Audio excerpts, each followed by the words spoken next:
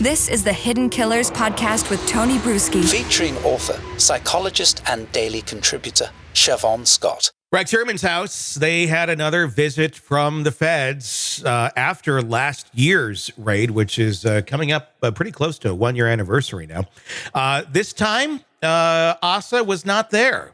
They went to the basement. They seemed to know exactly what they were going for in the hoarder house this round, and they left with we don't really know what. Remember, last time they found child pornography, 100-some guns, several unlicensed, unregistered weapons, and a creepy doll I remember them carrying out that almost looked like Annabelle and started to make me wonder, like, is he doing spells in the basement? Joining me to discuss, Shavaun Scott, psychotherapist and author. What do you make of this round two back to the Heuermann house? Well, clearly they had a reason, and we would love to know all that information. It really struck me. There's something about a basement and a serial killer that, really brings up our worst nightmares.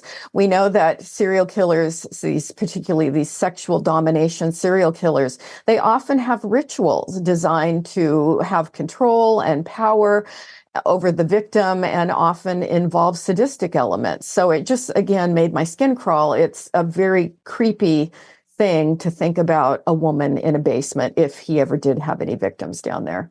We haven't heard anything about trophies with him yet. And that's not to say that he doesn't have any. It's just, I think that sort of information is still a bit under wraps. Do you think this is relating to something like that, where maybe they found something because they're going through his digital information? They have been for quite some time. Obviously, there's been other leads and other possible murders as well. Do you think that may be what they're looking for, that they may have missed? I mean, it's difficult to look through a house that is upkept, more or less a hoarder house, where you don't really even know where anything could possibly be. I'm wondering if there's some of that stuff down there that they found some leads as to what they may be finding. Just speculating. Yeah, certainly could be things that perhaps they saw initially that they couldn't attach any significance to it. And now, if they have a lot more information, they can go back and be more focused and targeted. That would make sense. Why is it that serial killers like to keep something? And how common is it with a personality type list? Is it like all the time? Is it like 99%, or is it less than we think about? I think it's frequent. I don't know that we have data on exactly how many do, because I think sometimes there are trophies that are never found. Mm-hmm. They're disposed of at some point. But the serial killer is very driven by sexual compulsions, this kind of serial killer. And so a lot of their sexual pleasure, it doesn't just happen during the attack, but it's the pre-attack and the post-attack activity that they engage in. And so they use those kind of reminders of the event, or they'll often film themselves, and it's sort of like the pleasure goes on. And some of them engage in ridiculous amounts of time in fantasy and the reliving, and they use those trophies in that way. I mean, is that kind of like, Dennis Rader is a great example, I think, of that, where he would literally like get dressed up in other, like, his victims' clothes and stuff sometimes. Yes. Put himself in trees and weird things like that. I have no idea what Rex Heuermann was doing. Are these, obviously trying to wrap your mind around a serial killer is not an easy thing to do. Are these people with their drive, their sexual connection to the killing and these horrible, horrible things, are they not able to get pleasure in any sort of other normal way? Is this like the only way that they can get there, and that's what's driving it? Because just looking at normal stuff doesn't get them there. Yeah. They have really severe paraphilias, and they often have more than one. And paraphilia is defined as an abnormal type of sexual behavior, sexual expression. They're not all harmful. You look at people with a primary foot fetish as, okay, that's a paraphilia. It's something that most of us do not share. Yeah. But when it involves this control, power, domination, and sadism, that's when it's dangerous. And people like that are typically not real turned on by average, typical sexual behavior. Maybe they can perform, maybe they can function, but it's not what drives them. It's not this obsessive, addictive kind of force that they feel. Is that always a result of abuse or something? Or is that sometimes just how some people come out wired? Yeah, we used to think that it was always a result of abuse. And of course, I think it's about a third of them do have an abuse history, significant abuse history. I think everybody's got some kind of abuse history. But there are many cases where you have a serial killer who does not have a significant abuse history, and we don't have it figured out really well. Are some of them bullied? Yeah, some of them sometimes, but most of us were bullied at some point during childhood.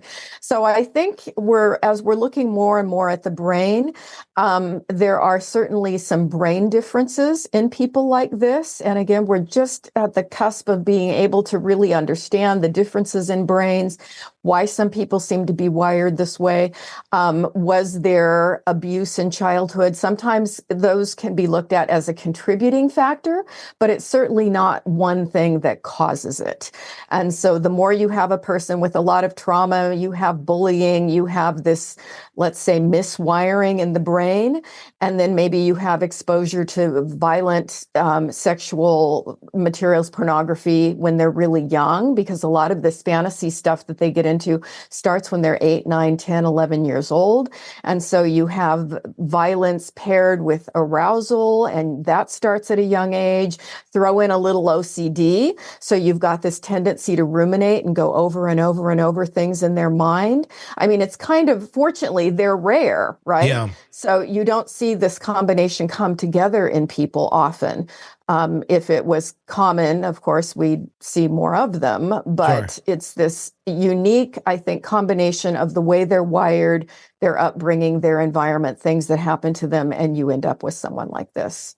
Does it have anything to do, or is there any research on this to look at, like, is this ever like a generational trauma type thing where, because some of these people it seems like an instinct in them to do some of these things where it's like, this is just how it works in their brains. I mean, could that have been like a generational type trauma or an instinct that's in them that has never been kind of, wired out through evolution, where, caveman thinking, or not even caveman, but just, a couple hundred years ago thinking like survival, maybe their lineage were killing people left and right from wherever they may have been in this world. And that has just kind of continued as this weird thing that continues in a line as we continue to evolve our brains. Yeah, I think there's certainly questions about that. There are serial killers who had parents who were violent criminals, and then there were some that had very normal, average parents, So what extent for any of us are there genetic factors and then the environmental factors? They go together, but it's certainly possible that there are brain differences that have a hereditary basis that, you could see, down the lineage, that there were people in the history of the violent person who were also violent. That's possible. Sick of the ads? We are too. Start listening with no commercials now and get access to all of our episodes in advance of everyone else. Become a True Crime Today Premium Plus subscriber on Apple Podcasts. Search True Crime Today Premium Plus on Apple Podcasts or go to our podcast page and sign up now. True Crime Today Premium Plus. Sign up now.